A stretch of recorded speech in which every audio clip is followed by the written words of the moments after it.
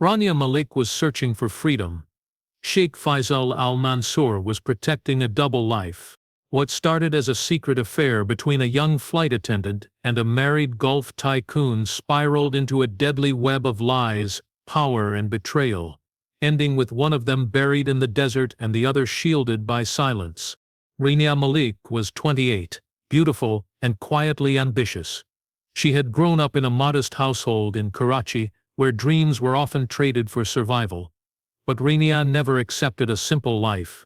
She wanted more freedom, more elegance, more control. Becoming a flight attendant for one of the Gulf's elite airlines had been her ticket to something bigger. The job came with perks that dazzled anyone who followed her online. She posted pictures from Paris cafes, rooftop pools in Singapore, and high-end shopping in Milan. Her followers saw a woman living her best life, floating across the world in style, but Rania's public persona was only half the truth. Behind the curated images was a woman who felt deeply alone. She had no time to build real relationships, no space for family, and no one who truly knew who she was beneath the designer uniform. It was on a routine flight from London to Doha that everything changed. Rania was working first class as usual, and among the passengers was a man who carried himself differently. He was tall, clean-shaven, and dressed in a tailored tobe with the confidence of someone who never heard the word no. Sheikh Faisal al-Mansour was a 45-year-old oil magnate from Qatar, known among the elite for his power and influence. He was traveling alone, reading from a leather-bound notebook, barely acknowledging the luxury around him. There was no entourage, no flashy jewelry, just presence. When Rania approached to serve him coffee, he looked at her briefly, smiled politely, and spoke in a voice so calm it seemed rehearsed. She noticed the wedding band but didn't dwell on it. He asked her about her work, complimented her professionalism, and offered a business card with a strange simplicity, like it was just another transaction. That evening, after landing, she received a message from an unknown number. It was him. He thanked her for her service, then said he enjoyed their brief conversation and hoped to meet again. Normally, Rania would have ignored such a message. She had strict rules about mixing work with personal life, but something about Faisal intrigued her. He wasn't trying to impress her with money or charm, he simply showed interest, and in Rania's life, real attention was rare. One coffee turned into a private dinner, then into a weekend trip to Oman. He was discreet, never took photos and paid for everything in cash. The secrecy should have been a red flag, but to Rania it felt thrilling. Soon, their meetings became regular. He sent cars to pick her up, gifts wrapped in gold foil, and notes written in Arabic poetry. When she asked about his family, he admitted to being married, but claimed it was a loveless, arranged union. He said he was planning a separation, but needed time. Rania believed him. She wanted to believe him. In her mind, she wasn't just a mistress, she was the woman he truly wanted. And for once, she felt like the main character in someone else's world. What Rania didn't know then was that the life she had stepped into, the secret world of a powerful married sheikh, would lead her to a place she would never return from. Rania's world began to change rapidly. Within weeks of their affair deepening, Sheikh Faisal al-Mansour offered her something few could resist: complete freedom, funded by his fortune. He promised to take her out of the exhausting airline schedule and the cramped company apartment in Dubai. Instead, he set her up in a lavish private villa outside Doha. White walls, mirrored floors, and a view of the desert that shimmered gold at sunrise. It was the kind of life Rania had only seen in glossy magazines. He even arranged for her to use a new identity, complete with forged documents and a Qatari residence permit, so no one could trace her. It felt like a dream come true. She had access to designer boutiques, private chefs, and luxury cars. Every detail was curated to perfection. But behind the opulence was a growing unease she couldn't shake. Her friends stopped hearing from her regularly. She no longer worked, no longer posted on social media, and became difficult to reach. When they did speak, she kept things vague, always saying she was resting or traveling for personal reasons. But in truth, Rania was isolated. Her phone was provided by Faisal's security team and monitored under the pretense of safety. The villa had surveillance cameras in every room except the bathroom. A private driver waited outside the gate every day, and she was told not to leave without permission. At first, Rania convinced herself it was because Faisal cared for her. But slowly, she realized that her freedom had been an illusion. Faisal's visits became less frequent. He would disappear for days without explanation, then arrive unannounced with expensive gifts to make up for it. He told her to be patient, that his divorce was a complicated matter, and that public exposure could damage his political and business ties. Whenever Rania asked difficult questions, he would smile and change the subject. She grew frustrated, but felt trapped by everything she had accepted from him. The house, the money, the secrecy. Then came the threats. At first, it was just unsettling behavior. Strange cars parked outside the villa at odd hours, her security detail becoming more aggressive about where she went. Then came the messages. A small white envelope under her front door read, "You don't belong here." A week later, another note appeared in her bedroom drawer, despite the doors being locked. It said, "Leave before you're buried in the sand." Rania was terrified. She confronted Faisal, but he dismissed it as nonsense. He blamed jealous ex-employees or people jealous of her lifestyle. Still, he increased her security and told her not to worry, but she knew something had shifted. The fear that his wife or inner circle had found out gripped her every day. Rania began to quietly plan her escape. She contacted an old friend abroad, looked into flights, and researched legal protections. She wanted to leave, to tell her story, maybe even expose Faisal if necessary. But she also feared the consequences.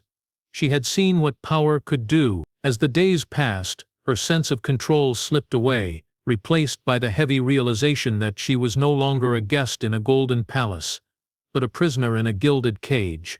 On the evening of August 17, 2022, Rania Malik packed a single carry-on suitcase. Inside were only the essentials, some cash, a few clothes, her old passport, and a USB drive containing screenshots, photos and voice notes. Evidence she had quietly collected over the past few months. She had finally made her decision. The fear had grown unbearable.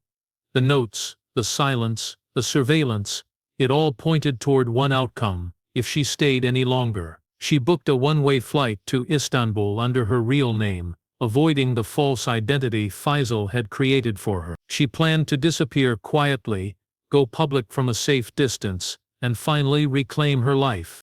That night, she called a close friend, her former roommate from the airline. She was crying and anxious. She said she feared she wouldn't make it out. Her voice trembled as she spoke about Faisal, the threats, and the feeling that something dark was closing in. She told her friend, "If you don't hear from me in 2 days, something's happened." It was the last time anyone heard her voice. The next morning, CCTV footage showed Rania leaving her villa just before sunrise. She was dressed in a plain abaya, wore a scarf over her head, and carried a small black suitcase. The driver that usually waited outside was gone that day, an odd detail no one could explain. Rania never arrived at the airport. There were no check-ins under her name, no boarding pass issued, no taxi trail on surveillance feeds leading to Hamad International. It was as if she had vanished between the gate of her villa and the city. Her family in Pakistan reported her missing 2 days later. Her father made desperate phone calls to the Qatari embassy and the airline she used to work for. Her mother appeared on a local news channel, pleading for help. At first, local authorities in Doha claimed there was no evidence of foul play. They suggested she might have left voluntarily or had an identity mix-up. But those closest to her knew better. Rania was careful, thoughtful, and had been terrified in the days leading up to her disappearance. Something was wrong. Weeks passed, then months. Her face began appearing on missing persons posters. Her story shared by bloggers and human rights activists who suspected something more sinister than a simple disappearance. Still, officials remained silent. There was no official investigation. No access to the villa, no attempt to trace the notes she had received. Then, in late November, 3 months after Rania went missing, a group of oil workers digging near an abandoned construction site outside Al-Khor stumbled upon something they thought was animal remains. It turned out to be a shallow grave. The body was partially decomposed, wrapped in a sheet, and buried just beneath the dry desert surface. Dental records later confirmed what everyone feared. Rania Malik had been found. Her suitcase was missing, her phone was never recovered. The story shifted overnight. What began as a missing person case quickly turned into a suspected murder with political overtones. And suddenly, the world wanted to know who killed Rania Malik, and why had it been covered up for so long. The discovery of Rania Malik's body sent shockwaves through the region. International media picked up the story almost immediately, and the hashtags Justice for Rania and Rania Malik trended for days. Human rights organizations demanded transparency from Qatari authorities, but official statements remained vague and incomplete. The cause of death was listed as undetermined trauma, and no suspects were named. Her funeral took place quietly in Karachi, attended by grieving family and friends still searching for answers, but behind the scenes, things were beginning to unravel. A private investigative team, hired by Rania's family, with help from overseas supporters, started pulling threads that the authorities had ignored or deliberately hidden. The first break came from telecommunications data. Though Rania's official phone had gone dark, her smartwatch, a gift from Faisal, had synced with a secure cloud account. The GPS data revealed something strange. The night she vanished, her final location wasn't the airport or even the road leading there. She had been at a remote private estate nearly 30 kilometers outside Doha, registered under the name of Faisal al-Mansour's cousin, General Khalid al-Fulan, a former intelligence officer with close ties to Qatar's ruling elite. The estate was heavily guarded, with no official record of visitors or deliveries that night.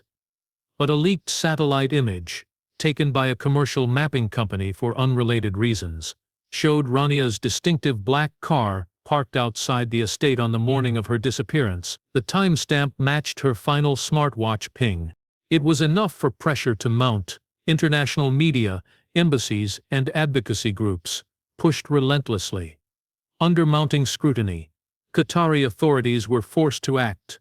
Faisal was quietly summoned for questioning, but the government avoided arresting him outright. They labeled it routine cooperation.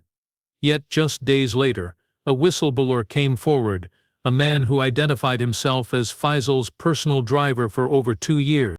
Speaking anonymously through encrypted channels, the driver described a chilling pattern of events. He claimed Faisal had grown increasingly paranoid about Rania in the final months. He described violent arguments behind closed doors, moments where Faisal accused her of betrayal, of threatening to go public, of damaging his reputation. The driver revealed that Faisal had once told his cousin Khalid that if she talks, everything collapses. Days later, Rania was gone. The driver also disclosed how surveillance footage from Rania's villa had been erased just hours after her disappearance, and that her belongings, including her phone and documents, had been destroyed. It wasn't just a crime of passion, it was a calculated cover-up.